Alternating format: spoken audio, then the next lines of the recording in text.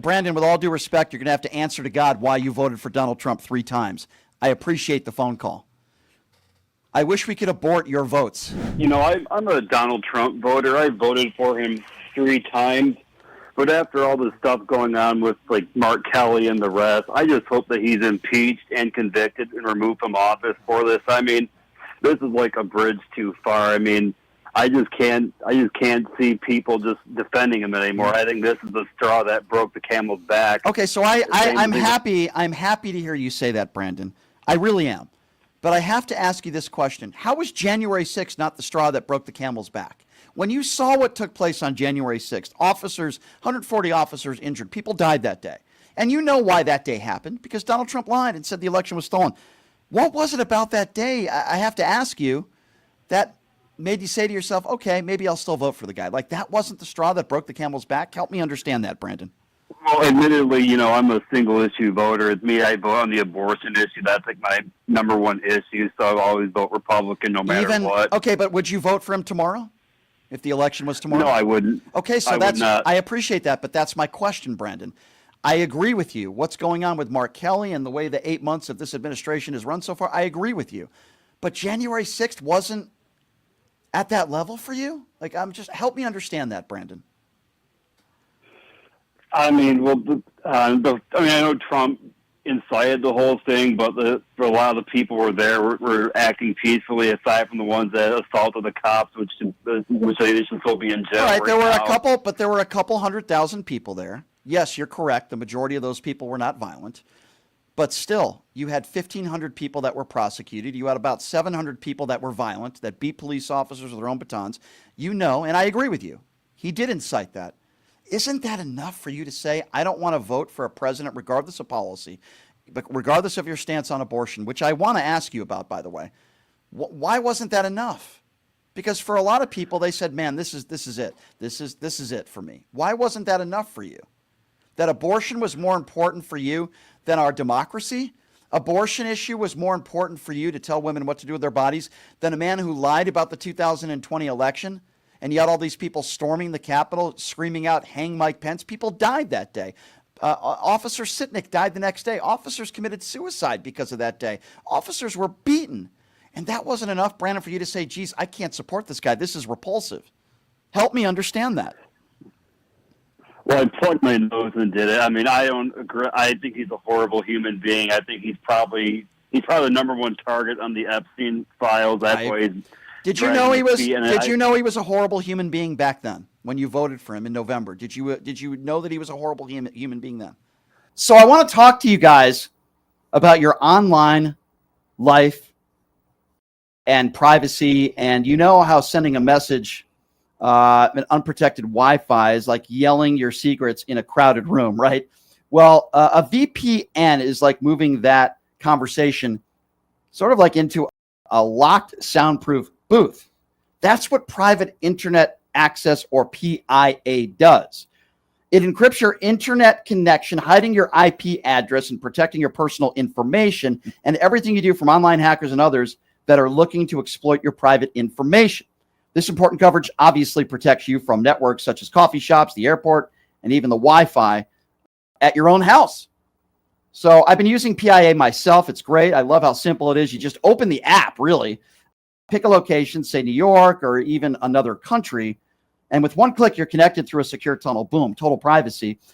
Also great for streaming, of course. Some shows or sports events are blocked based on where you live, but PIA lets you access content from 91 countries and all 50 U.S. states. That means you can watch what you want wherever you are. This includes your favorite streaming services such as Disney+, Netflix, even Hulu.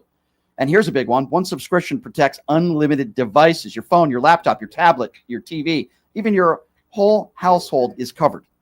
Plus, PIA has a strict no logs policy that's been proven in court and verified by Deloitte. So they don't track what you do, period. So PIA is rated excellent on Trustpilot and signed up as a totally risk-free with a 30-day money-back guarantee. So how great is that? Protect yourself online. Grab 83% off plus 4 extra months free using my link, which is piavpn.com/PTL. Again, that's piavpn.com/PTL. Indeed.com/PTL for the best online privacy deal out there. I've been using it daily, especially when traveling or working on public Wi-Fi. I've been traveling a lot lately, and it's one of the few tools I can honestly recommend to everyone. I know he's deeply flawed, but now with all the Epstein stuff, it just makes it so much more worse now because he's not. So you're saying the Epstein stuff. So you're saying help me understand. You're saying the Epstein stuff got you to realize, geez, this is a really bad guy, but you didn't think that before this Epstein stuff came out. Is that what you're saying? Well, he ran on the issue. Like, he always pushes a big issue. Like, when it comes time to actually do the work, he backs away from it or just shifts focus. So did you make a mistake? Did you make a mistake voting for him 3 times? I sure did. Okay, well, I appreciate the fact that you're willing to at least admit that. Let's talk a little bit about abortion. You said you obviously are, I don't like to use the term pro-life. You're anti-abortion. Is that fair to say? Yes. If a woman is raped, God forbid, or the victim of incest, do you think that woman should be forced to have that baby? See, this is tough. I mean, I don't think it's tough at all. I don't think it's tough at all, but go ahead. Sorry to interrupt. Go ahead. I mean, a person's life or values doesn't depend on how they were conceived, sadly. So I don't think the child should be punished. I think they could give the child up for abortion. Okay, so 13-year-old. All right, fair enough. So your opinion is if a 13-year-old girl is raped and she does not want to have that baby, her family doesn't want her to have that baby, nobody in her circle wants to have that baby, you look her in the eye, a 13-year-old girl that was raped, and say, nope, you're forced to have that baby because I said so. And you're okay with that? I mean, if all life is sacred, yes. I mean, it's very, very, very, very. Okay, but here's my. That's your opinion. If you have a daughter, God forbid, I would not want this to happen. If somebody in your family was raped, I don't want that to happen. That's a decision that you would make with your family member, and I have no problem with that.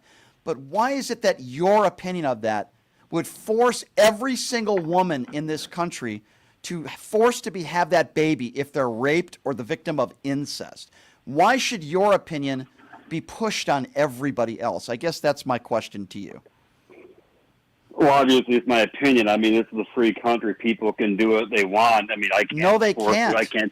No, they can't. In half the country now, women cannot have an abortion. In some states in this country, a woman cannot have an abortion if she's raped or the victim of incest. So that leads me to my next question. Do you believe geography should have say over a woman's body? I mean, every state. I mean, it does in a sense that all states make their own laws. So you're okay. You're a republic. We're not right. So you're okay with. So you're okay with geography having say over a woman's body.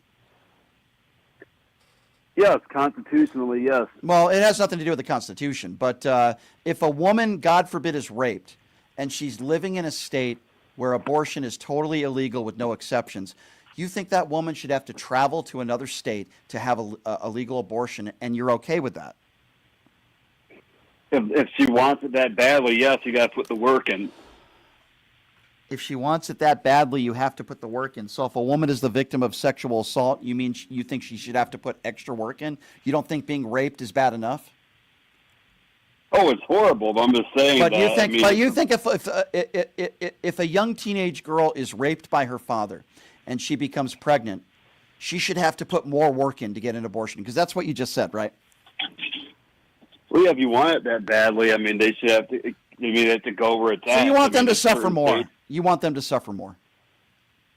Well, the baby's the one that's going to get killed. Is going to be the one that's suffering, not the person, not the perpetrator. Oh, so that 13-year-old girl that was raped, you don't think that would cause more suffering to force her to carry that raped baby and have that child? You don't think that would give somebody more suffering to do? Now, our definition of what a human life is different from you, from me, but I'm just going to the extreme examples here. You think if a young child is raped, she should have to put more work in order to have an abortion? Like, getting raped isn't bad enough? Like, I don't understand that way of thinking, sir. I really don't. I'm just saying that every state has their own laws. I mean, if you have to travel to another state to get it done, well, then that's the way it's going to be. I mean, now, obviously, I don't want anyone to get raped or no one to ever go through that suffering or whatever. I mean, I don't wish that on my worst enemy. So you don't. So you believe the government should get involved with a woman's body? Then you're totally okay with that? The government. I mean, what are your thoughts? I think it's different. What are your thoughts on the vaccine? Did you think the government had the right to tell you what to put in your body? No, I did not. Okay, so you only are you don't want the government to get involved when it comes to you, when it comes to what vaccines you can or can't take, but you have no problem with the government getting involved telling women what to do with their bodies. Do you see where I'm getting at there, sir? I get your argument, but is it my body, my choice, or is it not my body, my choice? It's only my body, my choice for you, but it's not my body, my choice for every woman in the United States. It is, but the baby and what happened with the baby's body, my choice. Not. They have a right to life. So first of all, your definition of what a life is very different from what mine is. I don't believe that it's a life unless it could actually survive outside the womb. But regardless of that, why is it my body, my choice only if it affects you, but it's not my body, my choice for people that it doesn't affect you, like women in society? Don't you find that to be a little bit hypocritical? Well, vaccine's different than taking a life. I mean, it's totally different. It is your opinion that you're, quote, taking a life. There are people that would not define it that way. But even if you do define it that way, why do you want to push your beliefs on everybody else? Why can't you just live your life? And if you're with someone and you want them to get an abortion and they agree, fine. Or not have an abortion, and you want to have 100 kids, have 100 kids. Why do you want to push your beliefs on every other woman in this country, many of whom clearly disagree with you? 6 out of 10 Americans disagree with you, including Republicans. But why is your opinion more valid where you want to tell everybody else what to do? Well, because one day at the end of my life, I'm going to answer God for the choices I make. I mean, well, you're going to have to, Brandon, with all due respect, you're going to have to answer to God why you voted for Donald Trump 3 times. I appreciate the phone call. I wish we could abort your votes.